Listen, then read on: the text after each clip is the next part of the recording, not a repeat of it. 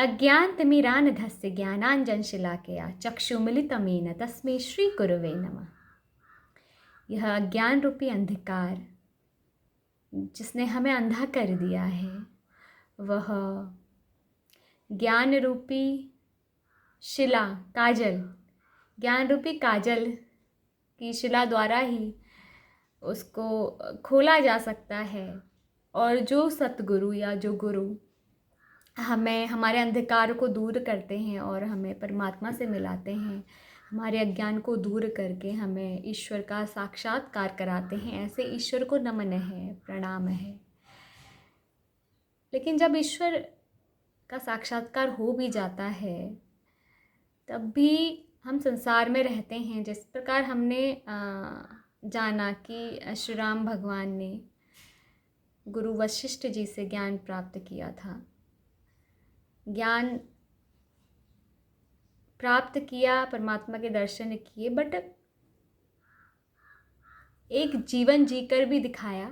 तो कहने का भाव यही है कि मन, हमें ज्ञान तो प्राप्त है लेकिन हमारा मन भटकाव पैदा करता रहता है, भटकन पैदा करता रहता है। तो एक कहानी जो मुझे बड़ी अच्छी लगी कि एक बार एक व्यक्ति होता है, उसने भूत पकड़ा होता है और वो भूत बाज़ार में बेचने के लिए निकल पड़ता है। तो एक सेठ उसके पास आते हैं, बोलते क्या पकड़ा है आपने, क्या है आपके पास? वो व्यक्ति बोलता है मेरे पास भूत है, आप खरीदना चाहते हैं? तो सेठ बोलता है भूत का मैं क्या करूँगा, मतलब किस काम का है मेरा भूत? वो बोलता है ये भूत आपके सारे काम कर देगा, आप जो कहेंगे मिनटों में काम कर देगा, सेकंड्स में काम कर देगा। तो बोलता है अच्छा दाम बताइए। बोलता है 500 रुपये। बोलता है इतना कम?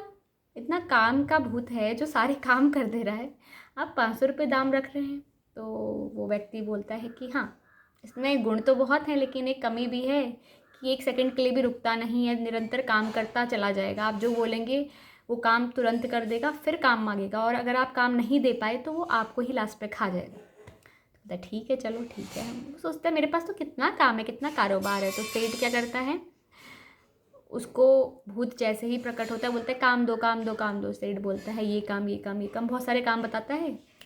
भूत के लिए मिनटों का काम है, मिनटों में करके आ जा रहा है। वो कहीं विदेश भी भेज रहा है काम के लिए, मिनटों में करके आ जा रहा है, फिर बोल रहा है काम दो काम दो। अब सेठ बड़ा परेशान, अब क्या करूँ क्या करूँ। फिर एक संत मिलते हैं सेठ को। तो सेठ संत से बोलते हैं कि ऐसा है कुछ मदद कीजिए मेरी। तो संत हंसने लगते हैं, बोलते हैं इसमें क्या परेशानी है, तुम्हें जो काम करवाना है भूत से करवाओ, लेकिन जब तुम काम नहीं करवा रहे हो तो एक बांस का डंडा रख लो और उस बांस के डंडे में भूत को बोलो ऊपर से, पहले ऊपर चढ़ फिर नीचे उतर, ऊपर चढ़ नीचे उतर। तो यही उसको काम दे दो कि पहले काम कराओ, अगर काम नहीं है तो यही काम दो।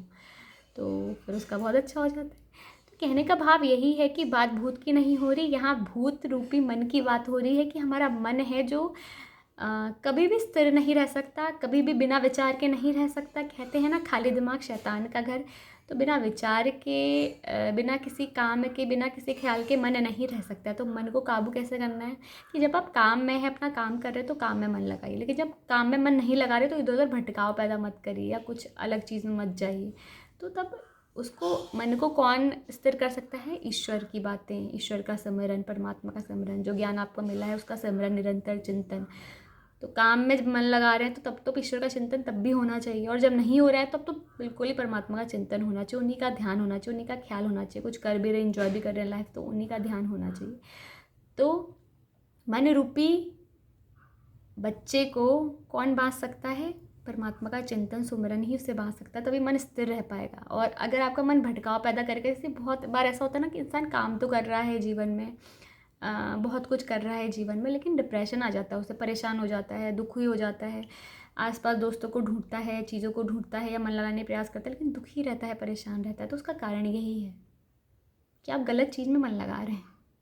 वो आपका मन आपको ही खा जाएगा और डिप्रेशन होगा, चाहे आप कितनी ऊंचाई पे क्यों ना है। लेकिन इंसान डिप्रेशन में क्या क्या चीज़ें करता है पता ही है आपको, जीवन भी समाप्त कर लेता है। तो वही है, जब तक सही डायरेक्शन ना मिले, सही डोर ना मिले, तब तक वो मन भटकता रहेगा। तो कहने का बात है कि परमात्मा का, ईश्वर का चिंतन, जिनका ज्ञान, पहले तो ज्ञान प्राप्त करे, सही सद्गुरु की खोज करे। जब सही सद्गुरु मिल जाता है तो निरंतर उनका चिंतन करना चाहिए, हमेशा उन्हीं का ध्यान करना चाहिए, स्मरण करना चाहिए। इसी से मन काबू में आ सकता है। तो उम्मीद है आपको अच्छा लगे। धन्यवाद।